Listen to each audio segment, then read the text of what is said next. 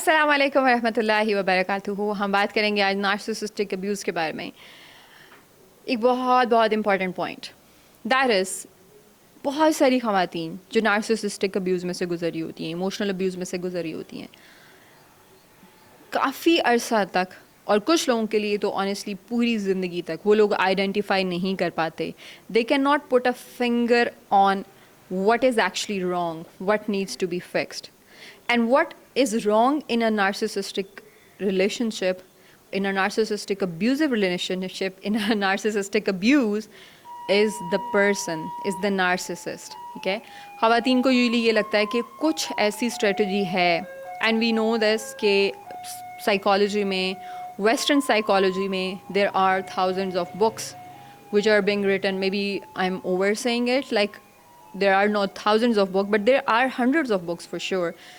Different relationships techniques, different relationship strategies, different चीज़ें जो कि टाइम टू टाइम आती रहती हैं कि लाइक अप्रोचेस हैं रिलेशनशिप्स को लेके. ऑल दो मोर और लेस हर एक में कुछ ना कुछ सेम ही होता है, लेकिन फिर भी कुछ ना कुछ नई एक चीज़ उसमें ज़रूर आती है, कुछ ट्वीक्स किए जाते हैं, और सबका मकसद ये होता है कि ये आप करें तो you will have a wonderful relationship. आप क्योंकि ख़वातीन they are so naive, they don't know, and even for some men as well who are living with a narcissistic partner, because women can be narcissistic as well, although there are more men, narcissistic men, than women for sure, because of the way we are raised, because of the all the cultural things and all.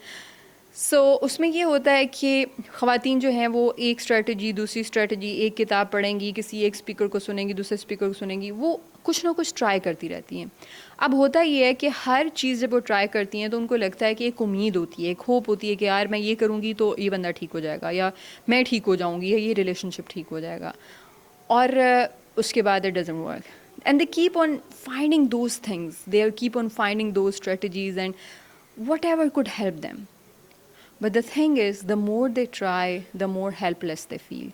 Because वो क्या कर रही हैं कि वो अपना focus उस जगह पे डाल रही हैं जहाँ पे चीज़ें उनके इख्तियार में हैं नहीं. एक हेल्दी रिलेशनशिप में जब एक औरत रिलेशनशिप में एफ़र्ट डालती है तो उसको फ़ौरन उसका फ्रूट मिलता है, उसको फल मिलता है उसका. लेकिन एक अनहेल्दी रिलेशनशिप में, एक नार्सिसिस्टिक रिलेशनशिप में, एक अब्यूज़िव, इमोशनली अब्यूज़िव रिलेशनशिप में ऐसा नहीं होता. ठीक है.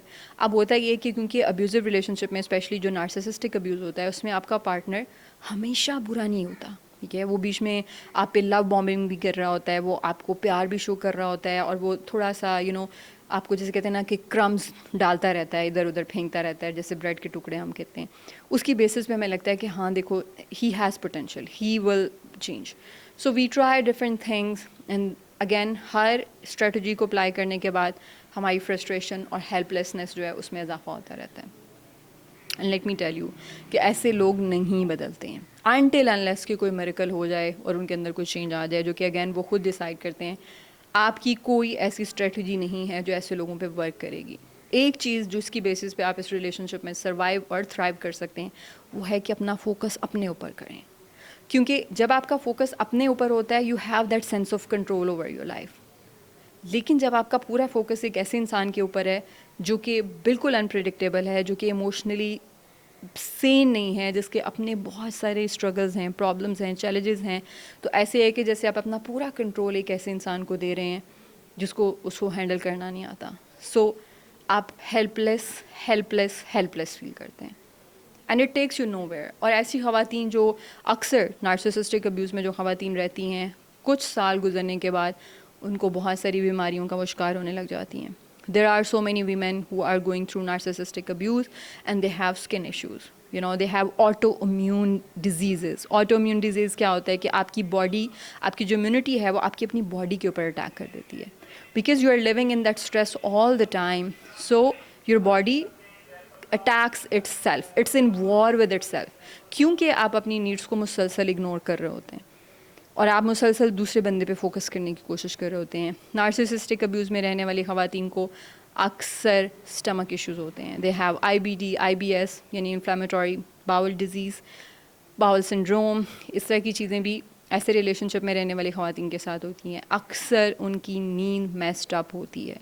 There are so many issues related with sleep which are present in such kind of relationships. Because जब आप मुसलसल एक सर्वाइवल स्टेट में हैं, आप मुसलसल एक ऐसे इंसान में के साथ रह रहे हैं जो आपकी एंग्जाइटी में इजाफा कर रहा है, जिसके साथ आपकी पॉजिटिव एसोसिएशन नहीं है, आहिस्ता आहिस्ता वो चीज़ आपकी हेल्थ को इम्पैक्ट करना शुरू कर देती है. So it's so important. The reason I talk about this particular thing again and again, I really want women. And I'm telling you, there are so many women in our society who are going through this kind of abuse, and they are not even aware. They are not even aware that they are living with a narcissistic partner. They think that they will be able to fix that person. They do one thing, they do another, and nothing works. Nothing works, and they feel more and more helpless, और आहिस्ता आहिस्ता फिर उनके बच्चे impact होना शुरू हो जाते हैं. After all, जब आपके अपने अंदर एनर्जी नहीं है, आप खुद अच्छा महसूस नहीं कर रहे हैं, आपकी इमोशनल, मेंटल, स्पिरिचुअल, फिज़िकल हर तरह की हेल्थ मुतासर हो रही है, how can you take care of your home? आपका घर निगलेक्ट होना शुरू हो जाता है.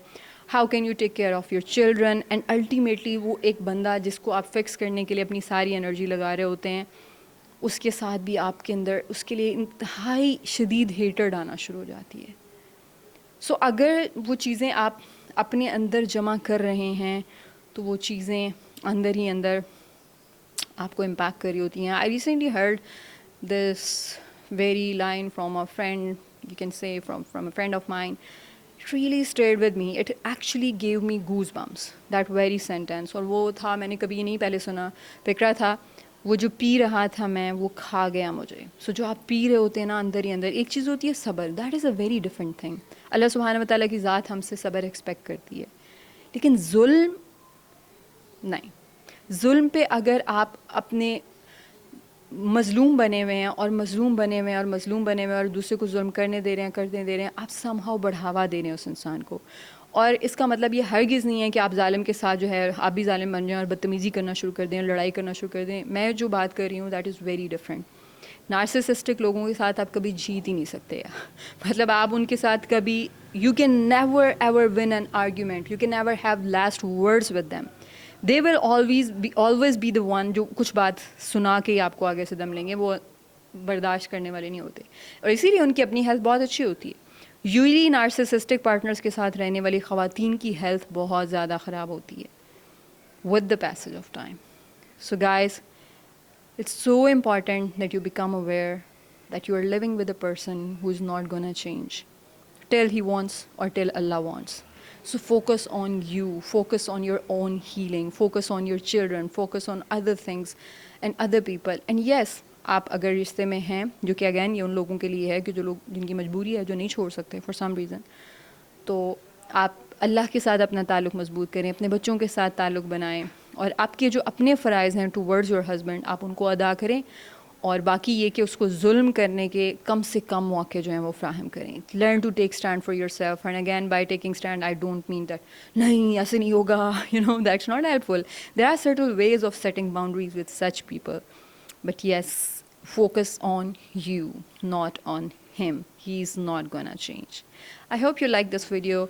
Let me know in the comment section, how did you like the video. Assalamu alaikum warahmatullahi wabarakatuh.